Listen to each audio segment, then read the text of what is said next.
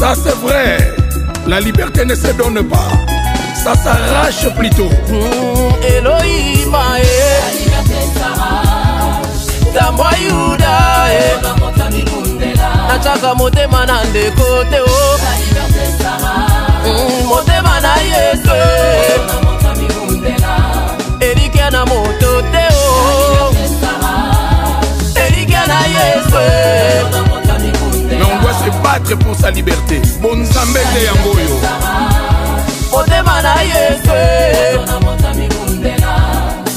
Oh, liberté basomba kate. Luka luka toko monango Sengara nzambe toko swayango Luka luka belela nzambe na bomo belela nzambe na biso belela Jésus na bomo luka luka luka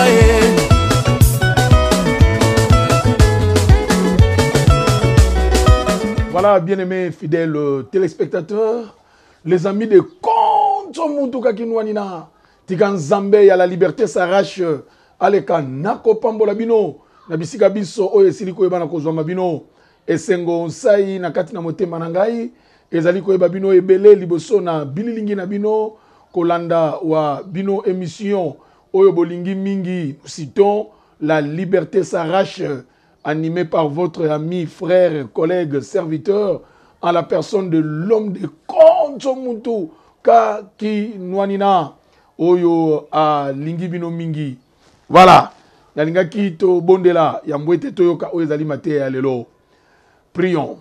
Seigneur de gloire aux Anzambe, Kembolo Kumu Masanjoli Ezonga Namboka na yo. Yo Oyo Zomi na bisika bileki na bosantu. Tata Oye Lingi yo, Eko Kisamakati na bana na bato.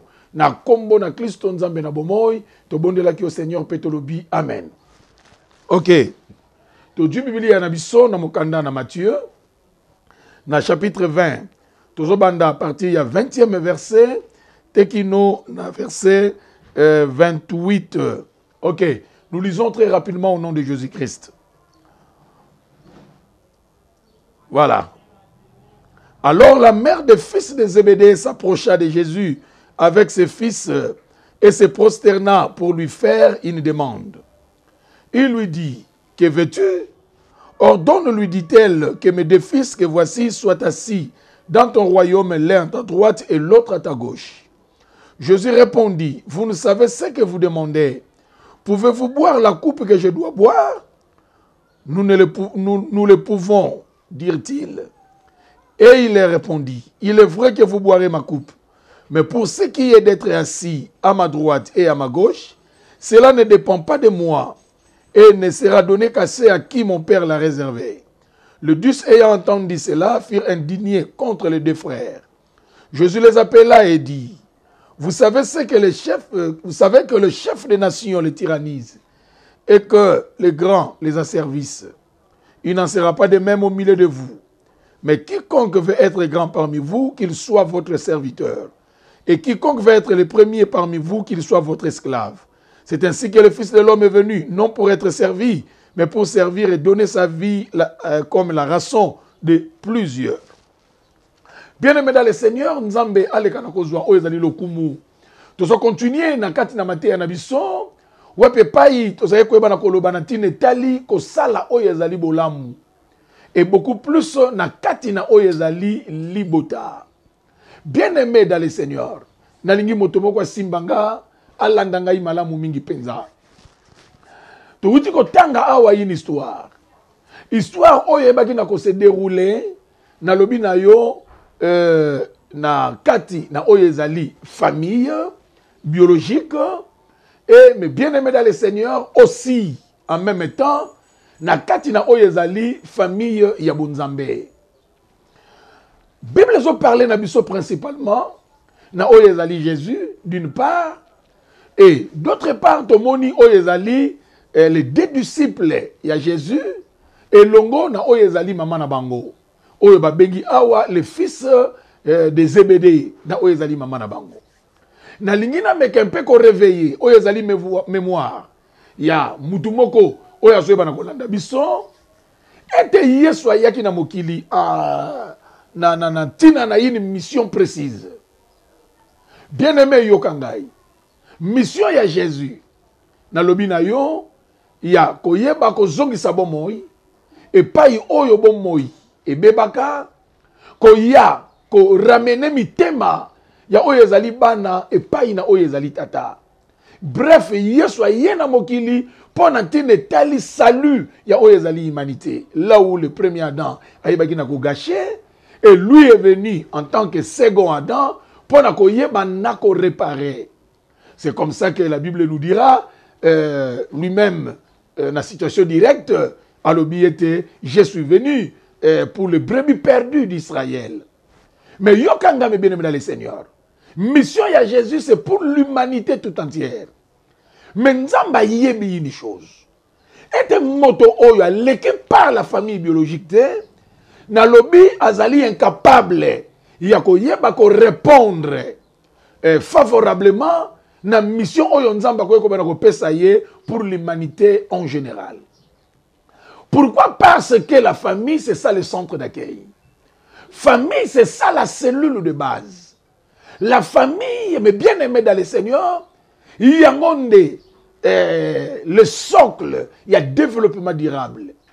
Moto azalaka consécutif na éducation oyo yazui na famille. C'est ce qu'on appelle l'éducation de base. Bien aimé dans le Seigneur, na lingo landanga aussi mbanga oyo kanga très bien. Ndena boye Dieu avait choisi, il y a koyeba nakobota dans une famille. Une des familles de la terre. Na ligno comprendre makambo yo bien.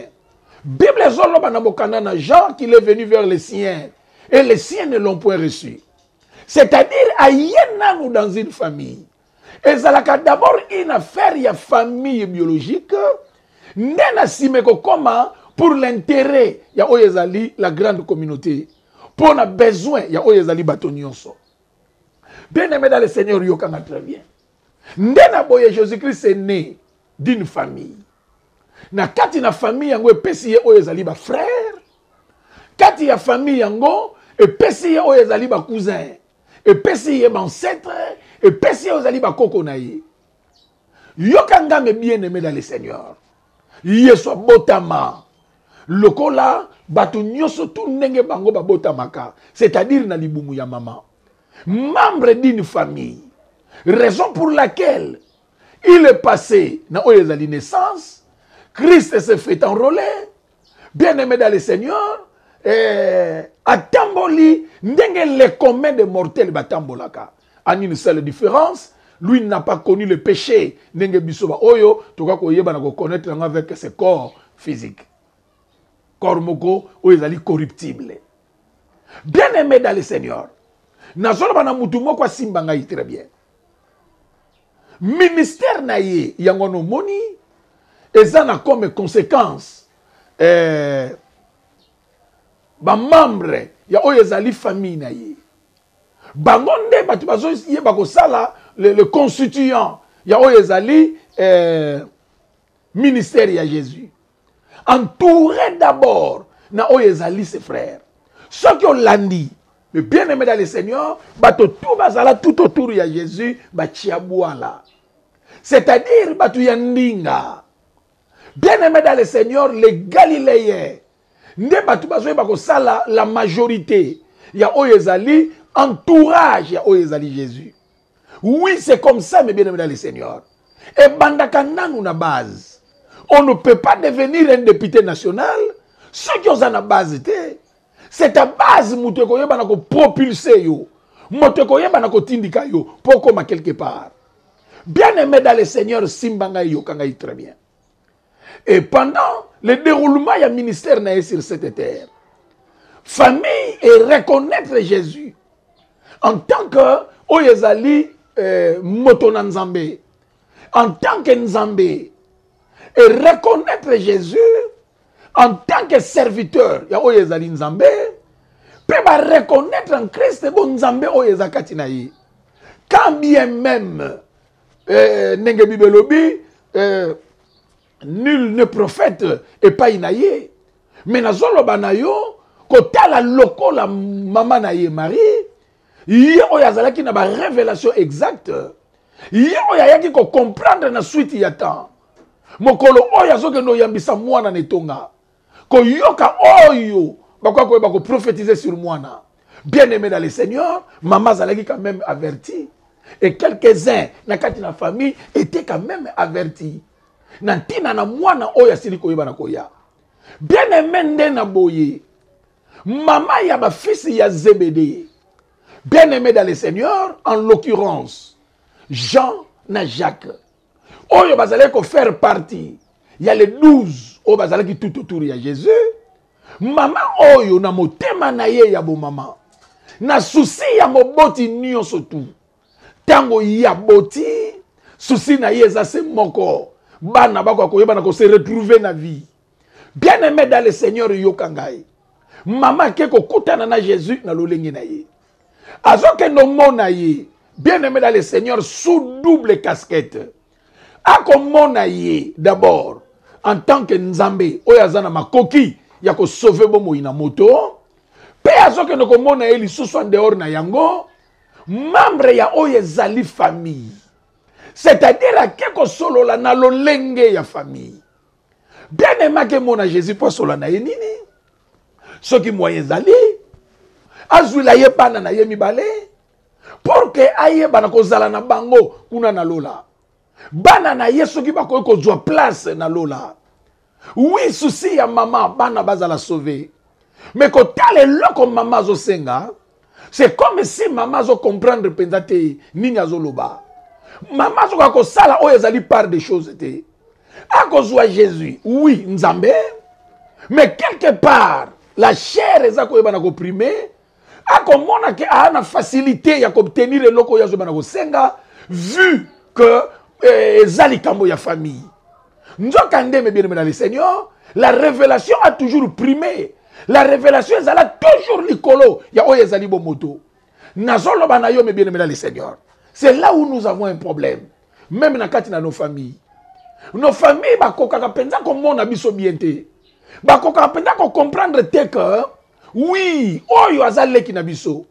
Oyo azande ko na biso mais en dehors ya nyonso, c'est un homme de Dieu, c'est un Dieu na kati na biso. Bien aimé dans le Seigneur, muto ya yaka pour sauver batu. Na kati na libota. Et loko passe ezalaka nini? Famille mona kaite. Azalaka l'objet ya combat ya makasi. Famille yaka ko sutuka après que mutu wana zala souté. Nde ba yaka ko regretter que non, batikala ko yeba te tant oyo bango bazala visiter. Bien aimé azo senga. Mama te azo senga. Oui, azui Yesu na bonzambe nyonso. Bible bien se prosterner même. Pour qu'à obtenir quelque chose n'a pas rien Jésus. Bien aimé dans le Seigneur Yokanga. La motivation ya maman est très bonne. Voilà mon boti ya solo. Il faut bounder là où ezali à venir ya bananaï. Lobby ya où ezali bananaï. Mais là quoi pas ces années. Tant mon mot que n'a ko formuler demande. Tant mon mot que n'a ko senga. Bien aimé à talaka où ezali ba paramètre te. Le comble c'est quoi? Moto talaka mingi où ezali posa na ye. Moto zo tala bentere na ye. Matenaka quantité ya mutu oyo ngana soke no ko senga. Yokanga mes frères bien-aimés dans le Seigneur. Vie est trop compliquée. Vie est ndenge to kanisela gangote. Il y a bel et bien une marge entre ce que l'on pense et la réalité. Yoko mona mutu li bande za katité bino batbolo bakango. Tango zolinga ko yako senga li sungi pa ya moto mes frères. Ko bosa na te et loko nyonso tout il nous est recommandé ya ko sala yango avec amour. Nabolingo. Or l'amour eyeba kana ko mona. L'amour, mes bien-aimés, est tala kaka intérêt na yete. Et me kaka peko tala oyezali intérêt à autrui. Bien-aimé, to kon confondre te l'amour na oyezali tentation. Et loko oyo mes bien-aimés dans le Seigneur, yango zo créer oyezali des sérieux problèmes dans nos familles. Et zana batu ba kufa lelo suite à ça. Na zo fongo la motomoko yokanga. Là c'est vrai. Et sengeli na biso to sungana, ça c'est une bonne chose. Tomoni même na suka ya maloba ya Jésus. Tango le 10 ba yeba ki na kozala indigné kokamwa ke toza biso nyonso comment bino mibale bokesala kopo yesu Dieu maloba alobi soki bakonza mokili oyo bakonzaka nga nalingi nayebisa bino pa na bino kozala bongo te bo retenir boye moto alingi azala grand ayeba na ye kozala mosali ya bato nyonso oyo alingi azala le premier andima oyo ezali molimo wa servitude andima koservir oyo ezali les autres nde na boye akoyeba na kozala oyo ezali le premier pamba te yesu oyo tozolanda oyo tondimela oyo aza modèle na biso Bible lobi aya na mokili po ba servir yete mais c'est pour servir les autres nde na boya pesa ki bomoi na ye en rançon pona tina na oyo ezali kobika ya bato ebele bien-aimé yokanga très bien c'est vrai nous sommes appelés à servir les autres toya na mokili te po tozwa toya nde na mokili po topesa oyo toza nango et beaucoup plus cette affaire bien-aimé dans le Seigneur c'est dans la famille. Il faut bandela dans la famille. Il y a que tout ce que tu as. Et ça pour l'intérêt de la famille. Pour la survie de la famille. C'est des choses que nous devons retenir. C'est des choses que nous devons mettre en tête. Parce que yokanga très bien. C'est vrai qu'au Kaba, il y a un sacrifice mounene. Et loko yoko yoko liya. Moi yo liye zate, au préféré pesa les autres va bénéficier de bangonango. Bien aimé dans le Seigneur, c'est ça. Bibelobi, le plus grand amour, c'est de donner sa vie pour les autres. C'est le sacrifice. C'est ça que la Bible nous demande.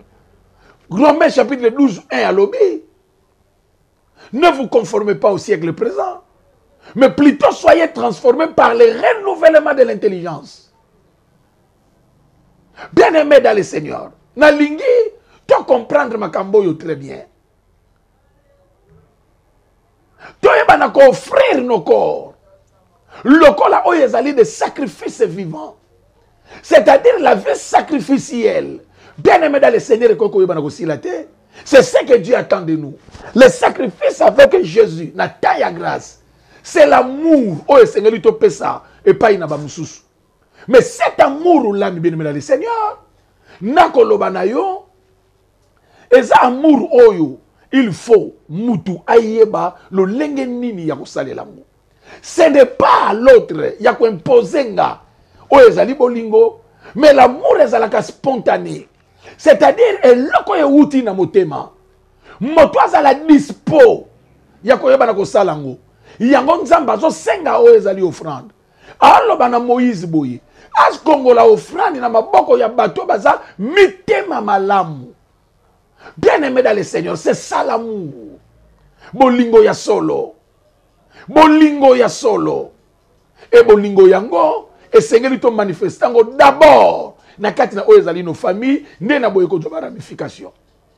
Ah, ton moni maman, aïe ko senga une chose, c'est bien. Yesu le premier-né d'entre les morts. Le premier-né d'entre les frères. C'est lui l'aîné. Bien-aimé dans le Seigneur. Oya Yaki peut a déclaré que tout pouvoir m'a été donné dans le ciel tout comme sur la terre. Mission pouvoir Yazwaki, c'est par rapport à mission Oya Yeli. Yeswa Yaki pour va servir yete ma pesa bomoine pour les autres.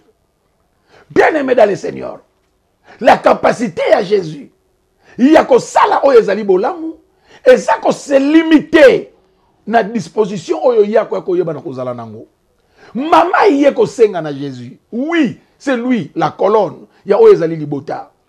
Yende, nzamba pesi lokola li pamboli ya famille. Ndenge na lobaka. Nze n'a jamais béni un individu, mais a pambola ka famille. Nanzela ya un individu. Tout ce que Jésus a zalaki nango ndenga lobi na Jean 17 est à toi. Azwaki yango pour l'intérêt. Ya oezali famille ya ngani ya nzambe. Bien-aimé dans le Seigneur, c'est comme ça. Maman yeko mona oyezali Jésus pour senga yeso ki moyen zali après ça y quand même solution na problème na yé. Problème na yé ameme la yé bana na lola. Bien-aimé tazo senga akoyeba ke ko raté te deux liens zanakati. Tozana lien spirituel otondimela. Pe bazo tala oyezali lien ya makila. Lien ya foi na lien ya makila. Maman zalaki trop sûr. Tant que vous formulez requête na ye. Nzokande loko mama zo senga. Bien aimé dans le Seigneur, c'est compliqué, c'est difficile. Yokanga. Yesu azui maloba répondre et pas ina mama. Alobi est-ce que bana oyo bako koka komela kuponga na komela. Azotuna est-ce que pasi oyo sengeli na lekanango. Bana bako ko supportango. Kaka ndenge yemoko Yesu azoloba mutoyo alingi kolandanga qui se charge de sa croix. Moto moko tatika baboti atika nyoso ndima kolandanga. Bongo azanga ko récolter na ekeke oyo. Le centuple ya oyo ezali ya vie. Et la persécution. C'est-à-dire, nzelango oui, otozomona kaka eza facile. Mama te azoloba, akomona ngona ndenga bo moto. Mais maman soka ko s'imprégner te na ba réalité, oyo eza caché na makambo oyo yazo senga. La vie n'a jamais été facile. Bien aimé dans le Seigneur. Te to mona ka moto a réussir vie. Yango yoka ka balobaka a réussir vie. On utilise le verbe réussir. Or, on ne réussit que devant Oyezali un examen, une épreuve. Ça n'a jamais été facile. Yango Yokaka a gagné vie. A gagné parce qu'il y a eu un combat. Beso to mona kaka mutazui menzela l'équipe no boyebi amote. Bien aimé dans le Seigneur Yokanga. Tiens na motona yo et loko eza facile pambola jamais. Jamais. Biloko yo fele pambolaka te. C'est ça le comble, le vrai problème. Ndeza yango. Bien aimé dans le Seigneur Yokanga. Mama zo senga. Yesu aluki a échappé na yango. Alobi na ye est-ce que bana oyo bako koka. Bana ba répondre toko koka. Eza lokola ba zui Jésus na eto. Ba Dieu na eto. Entre temps, Yesu so comprendre que eloko mama zo yako sengela ngai. Eloko zo sengela ba frère na ngai. Et ça le problème très sérieux. Bien aimé dans le Seigneur yokanga très bien. Ndena boye Yesu amone que non faut akende kaka droit au but. Na kende droit au but. Heureusement pour lui, asaki mutaba direct. Ndena boye Yesu ayebisi pa ina bango. Alobi boye mama na ba frère bazaki wana. Alobi omoni makambo etali kokota lola. Yango zo dépendre na ngai te. Nazana makambo oyo nga na koki, me ba limite za. Mais likambo etali kokota bokonza likolo. Wana ezaka ka réservé pona ba oyo nzambe tata ye moko yebi. C'est-à-dire eza dossier na maboko ya tata, c'est lui qui a la décision finale. Bien aimé dans le Seigneur Yokanga. Même ba disciple tango ba yoki yango ba kamwe ke bango ba koke no sala copie ya modèle wana. Oh mes frères, nazolinga to comprendre makambo yo na sens oyo. Au moins lelo toza na ba problème ebele. Suite à ça, ba famille zo kufa, ba famille zo bébé zo panzana. À cause ya makama mike que nous négligeons. Ndenge moko ba yako senga na Jésus. Pa uta lola. Ndenge moko pe. Ndeko na bino oyo lelo famille kabwani. Parce que maman leki ayaki ko senga na ye. Oyo ezali vieux firmé. Ndenga uti poto a yeso ki mwa ezali. Azula ye pe mwana na ye moko amemela ye. Po yazo souffrir. Ndenga zo yako senga pa vieux wa firma. Que memela nga mwana na nga na poto. C'est comme si yako joya funguli valise akotie na kati. C'est comme si yako tia na kati ya goda kei. Entre temps, oui, azalaka na poto. Azana mokanda. Mais yete muda pesa ka visa. Et ça toute une procédure.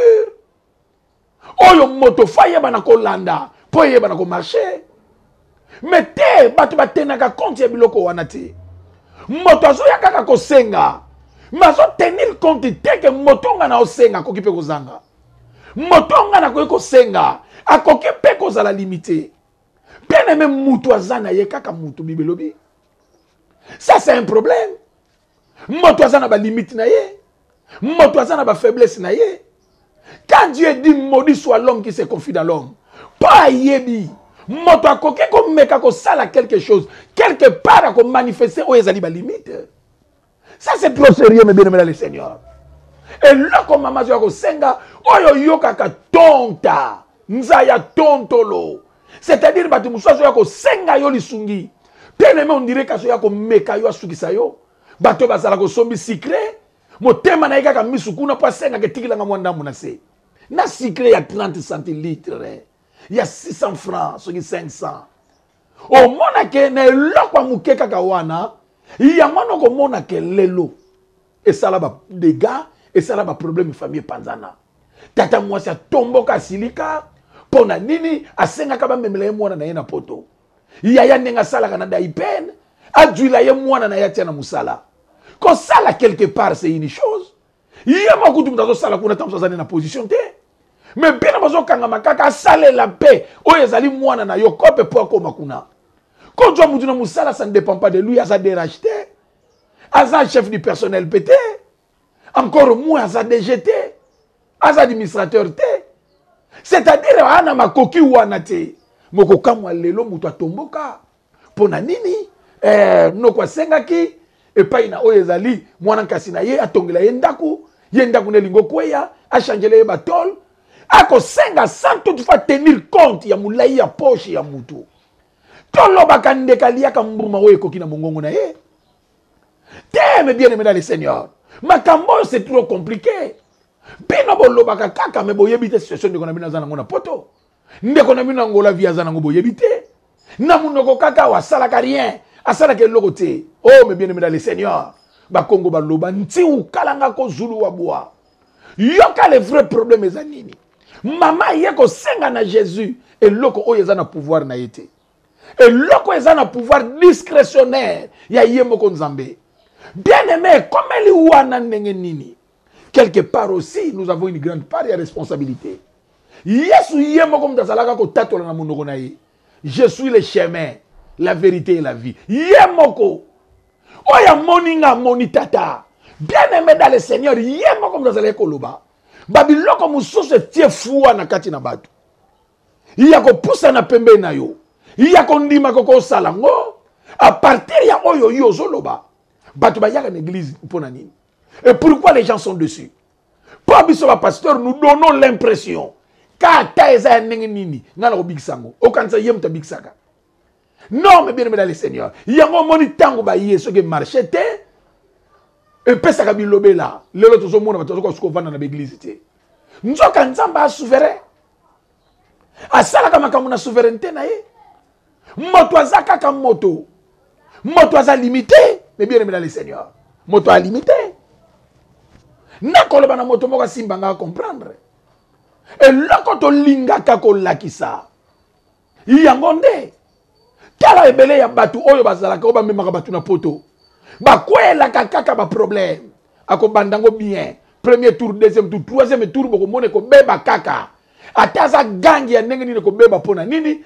décision finale ya oyo ezali likamba ko ndima ko pesa to ko boy la visa eza ya yete mais loko nini salaka batu ba yebele pa ina ye l'impression aliga la sabatu ke pa ina ye ratakate yo pa na yo ratakate yo zanani pasteur et pa ina yo ratakate yo zanani non ça c'est un problème très sérieux nazolo banayo tout ça c'est le clientélisme ozolandanga c'est le triomphalisme ozoluka ndenge nini oyo bana ko persuader mitema batu nous devons faire beaucoup d'attention sur ce point beaucoup d'attention mes bien-aimés dans le Seigneur nakoloba na mutu moko simbanga mutu moko yokanga malamu mingi penza bien-aimé dans le Seigneur heureusement Yesu azalaki clair finalement lobi ameki un peu ko se dédouaner na faire oyo yala kisaki yango esalaki ke baya ko senga ye ba demande ya niveau wana rien n'est impossible à Dieu tout est possible à celui qui croit tenzamba loba yango po ayebi de quoi est-ce qu'aza capable mais biso batu toza limité non mais bien aimé dans le Seigneur nous devons faire beaucoup d'attention au moni mutu zala simple na vie ezana batu baza humblement orgueilleux il veut donner l'impression qu'aza na ngonzo kozano na ngote yango zo sukilo mabelelo yango zo monezo lekela yo mutu tu as des problèmes lelo so yolobi na mutu ke naza na ngote mutu bima yote po yo moko na munoko na yo yoka ba témoignage yo pesaka ce n'est pas normal to moni mutu uta poto azane na rien mais loko ni ya ko sala avant ya mwana mai pesanga na costume oyo pesanga body oyo pesanga chaussure oyo na staff na ngona kinta na yana kozongisa yango moni ces gens quand nous arrivent à Kinshasa mais kako senga yeloko yebi prix nango te za ngoli kamba prité ya batu fa ke nozongisa na traita kamoko ya bongo muta jwa bilamba bato ya ko dondo awa azonga bandiko kima bien aimé créer maman na problème ngam na traita yango. Vivre heureux c'est vivre simplement. Bien aimé dans le Seigneur zala simple cause à l'impressionniste était ça c'est un problème très sérieux et loko yoko koka na yo tozonga ko lakisa batu ke netiki yoko koka oyena matanga bien aimé sala makamu ndenge batu nyonso bazo sala limite toi na niveau ya batu nyonso. Il y a un pasteur on l'a enterré pour na nini akunda tata mwasi na ya sala mama na tapage et sala mbonga banyongwa suka nango na famille ba moniye or ko mona na vie faut sala moto mikoki et ça c'était nzamba kenenga ngo malembe tango misise sana mike mu pepeleka ngo likolo tango misise bandiko koma makasi nenzamba zo tindika nzete zo mata ayebi ka tamu pepezu yango et quoi ça a été pour misisa se vandi yo za na misisa te. Ça c'est un problème très sérieux. Ma charge to mi pesa to mi lukela na ba vie. Bien aimé dans le Seigneur. Yango zo bana ko compliquer bisolelo? Non, mais bien aimé dans le Seigneur. Yesu ba yeko senga ye loko wana, c'était partant. Ya oyo ye ayeba bina komila ki ça. Oui, mais bien aimé dans le Seigneur. Nganga tala ki si mwana na ye ki bonganga. Asa toujours ne loko oya bombela kaye. Yoka na loba na yo. Likambe tali ko sala malamu. Ba sala ka oyo yo koki. Bible zoloba moto koki kaka ko recevoir oyo pesa melié. Pilate ya koloba na Jésus. Répondre nga pona sunga yo. Yo so tali ya seki. Alinga leksa yeke makambo yo zo lukweza ya niveau na yo te. O koko sale loko to so tata na nga lobi loko te. Tomoni yo ezali simo de sirène. Mutema munene, mutema malamu ya kusali sabatu. Ça c'est bien. Amona Jésus na croix. Alukia yako edeye akokango. Pona nini parce que pesa mela été. Galates chapitre 6 azolo baboye. Nangonga nyoso ke obo kuta une occasion, pratiquez-le bien. Basala kabolamu tango occasion pesa melio. Quand on parle de l'occasion, c'est-à-dire la disponibilité. Oyo za nango yako sala bolamu. Oyo yoza nango ko disposer. C'est ça l'occasion. Eza yanga na ko accepter na kufa na nzala mais na zanango tika na kaba vala ko kaba ya malonga yangwana bakabaka tene loko oyo zanango te eza na batu mususu bazo ko senga yo lisungi. Bien aimé dans le Seigneur soki ozanango sala parce que Bible lobi na mokanda na proverbe moto oyo baye ko senga ye lisungi pe azana makoki ko salango mazo senga na ndeko koloba na yeke zonga yaka lobi Bible lobi tu as péché. Nangonga wana profiter l'occasion salango. Bien aimé dans le Seigneur, Bible est claire. Et zoloba tango zanango. Soki ozana yango te. Pona nini komi tungisa? Pona nini komi pesa pasi? Et loko mawa makase pa ina wezani. Ba osenga yo edo zanu nango te.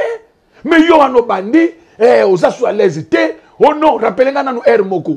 Tango zo yebisa na mutu rappelenga moko. Okoti elikia. Et comme il est net nyongo. Akolo ba ke bona osala so elogote na benga ki vienne ngalo ba ngana rappeler. Nzoka ndeti ozoloba susi kaka osalango. Nzoka nde l'occasion est favorable te pona yo. La bonne occasion, bien aimé dans le Seigneur, na oyo yo zanango. Na oyo yo zo disposer. Mais ana batu musomo na ke kota meme nyongo. Pokaka asunga mutu moko songolo. Oh mais bien aimé. Nous devons faire beaucoup d'attention. Au moment du Bible, dans Ecclésiaste chapitre 7. Ne soyez pas juste à l'excès. Ne sois pas non plus sage. Pourquoi te détruirais-tu? Bible Zoloba. Oko ya komi baby sa vie na yo pona nini parce que tu es trop bon. Tu es trop sage. Vie ya mutezalaka ndengwana te vie senga équilibre. Bible lobi cause à la peine non plus. Trop méchanté. N'exagère pas. Pour Obama o ezali vina yo. C'est-à-dire Bible zo senga na biso l'équilibre. Bible lobi même moto oya zo sala malamu lelo. Lobi akosumu kaka. Pona nini parce que mutu aza limité na vie. Et là, quand yoko kiko salate, au monde comme mal à l'aise. Pourquoi? Pourquoi? En quoi tu as péché? Ce que vous avez nango boyi, ah, wanande. Mais aux anango te, à vrai dire. Ko força kate ko sala malamu. Salaka malamu na oye longo bani. Yoka na lobana yo. La majorité ya batu oto bomela nzoto. Bien aimé dans le Seigneur, va finir ça toujours par ko trahir. Wananga na yebsa yo. Ba un véritable ingrat. Eza batu oyo obomela nzoto na vie. Nzokande moto yo salisiye. Na ndenge ya normal. Ozalaki nango pesiye. Bien aimé dans le Seigneur. À ta lobby à manifester l'ingratitude. Au trouvant normal. Et le kanango. Au rejoindre la phrase lobaka. La reconnaissance n'est pas de ce monde. Au récupérango. Mais moto yo bomela nzoto tala lelo. Ako fota ba nyongo. Ya makambo oyo yebeli nile tena ni les aboutissants. O futa nyongo nango. Pona nini ki motema ya malamu. Na niveau yo bomela mutu wana nzoto yete mutakwa ko yeba na ko payer yo na monnaie de singe. Mais po ezalaka bongo. Toi, tu exagères trop. C'est ça le comble avec toi. O exagéraka mingi. Or na vie ezalaka bongo te. Sala oye longo bani, oye pesa melio. Batu baloba non.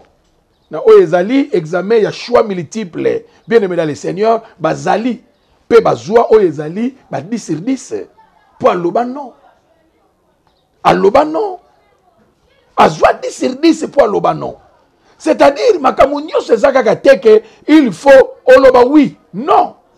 Et ça na makamu oyo tu peux. Et ça, dans ma sous au coquité. Vous comprenez? Au temps d'Angon Ecclésiaste, chapitre 7, dans verset Oezali 16, dans rapidement.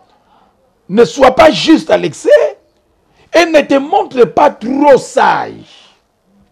Pourquoi te détruirais-tu? Ecclésiaste chapitre 16 et 7 à partir du verset 16. Ne sois pas méchant à l'excès et ne sois pas insensé. Pourquoi mourrais-tu avant ton temps? Bato belle bazui ba problème ya cœur. O mutema ko vimba. O ba thrombose, bato ba sali ba AVC parce que ba comprendre ka makambo yo te. Mutema malamu eleka. Ecclésiaste motona mayela zoloba eza malamu te. Yesu akota na cimetière. Bato nyonso ba sepela. Ke bande ko na bango bazo sekwa. Ba vie papa mambo ambazi. C'est quoi bana na bazaki ne sengwa grave.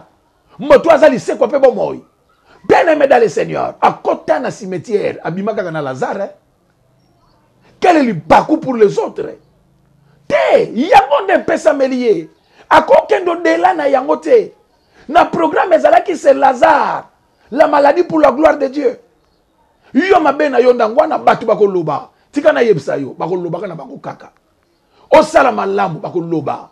Osala mabe bako loba kaka eza na tata moko asombaka ngombe ya mubimba aboma ngombe wana amona ki yango malamu te ali ya ngombe ona ye moko na lobi na yo bakata ngombe apesa moto nyonso tu na balabala na bango musuni chaque lupango musuni ko zonga zo zonga oya bimina musuni na ye akepa muninga okuna bina pe bodui kuna bodui yoka bango yango ya moni biso mutu nzala nana ngo yosenga yango bien aimé tango zonga ki na matoyi ya papa wana asala crise ayoka pasi na motema na ye yazo kanisa sala bolamu te sala ka bolamu mena niveau oyo yo longo bani ko força ka ko sala bolamu te ko força ka te wana foye bango nazo yeba couple moko tu problème.